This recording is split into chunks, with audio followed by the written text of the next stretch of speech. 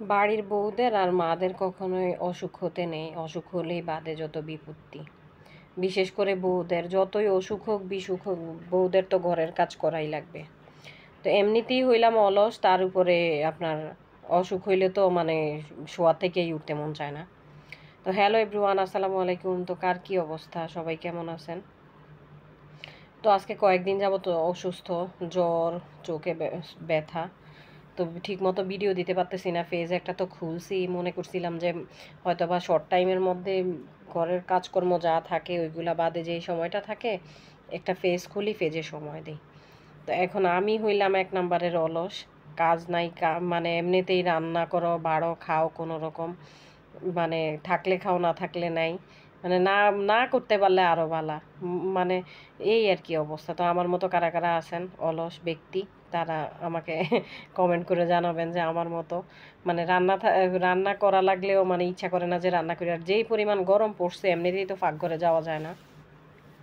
তো এই তো এখানে আমি সকালবেলা ঘুম থেকে উঠে আজকে চিন্তা করলাম যে আজকে রান্না করে ফেলি, কারণ আজকে 2-3 দিন শুয়ে থাকতে থাকতে বাচ্চা কাচ্চা ঘরে আছে, ওরাও মানে খিদা তো থাকে পেটে, তাই না? বাচ্চা কাচ্চা থাকলে তো আরো যন্ত্রণা, ওদেরকে খাবার বানায় দেওয়া লাগে, এখন এই খাবার মানে 3-4 বেলা দুনিয়ার ঝামেলা।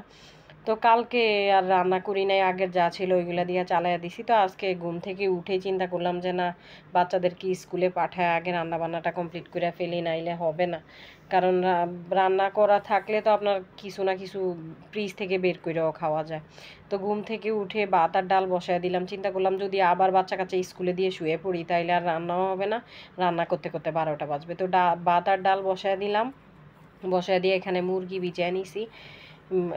বাচ্চাদের জন্য মুরগি রান্না করব, আর আমাদের জন্য করলা ভাজি, আম ডাল আর হইল ডিম আলুর ভর্তা। তো এখানে ডাল বসায় নিছি। তো ডাল ভাত হয়ে যাওয়ার পরে এখানে বাচ্চাদের টিফিন টাইম হইলো 10টার দিকে। তো ওরা এই যে আস্তে আস্তে আমি এই যে রুটি বানায় ফেলছি, ওর বাবা রুটিগুলা সেঁকায় দিছে, কারণ অসুস্থ আমি নিচের দিকে তাকাইতে পারতেছি না, মাথা আর চোখ অনেক বেশি টনটন করে।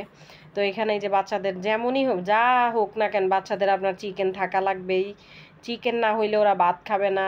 মানে কি একটা যন্ত্রণা। আমার বড় মেয়েটা অনেক বেশি জ্বালায় আমাকে, মুরগির মাংস ছাড়াই ভাত খাবে না ও। পরে এই যে মানে ওদের জন্য রান্না করে রাখা লাগে। তো আমি আরেক চুলায় মাংস ভেজে রাখছি। তো ভেজে এখানে এই যে সব কিছু হালকা হালকা মশলা দিয়ে মাংসটা বুনা বুনা করব, বেশি মশলা দিব না, বাচ্চাদের তরকারি তো হালকা হালকা জাল থাকবে, হালকা হালকা মশলা থাকবে। আর এখানে এই যে অনেক দিন ধরে ভর্তা টর্তা কিছু খাওয়া হইতেছে না, তো এখানে আলু আর ডিম সিদ্ধ করব। তো আলুর সাথে যখন আপনার একটা ডিম দেওয়া হয় তখন আপনার অনেক মজা হয় কিন্তু আলুর ভর্তাটা। তো এখানে এই যে আমি 2জন মানুষ তো, আর বাচ্চা 2জন, তো হয়ে যায় অল্পতেই।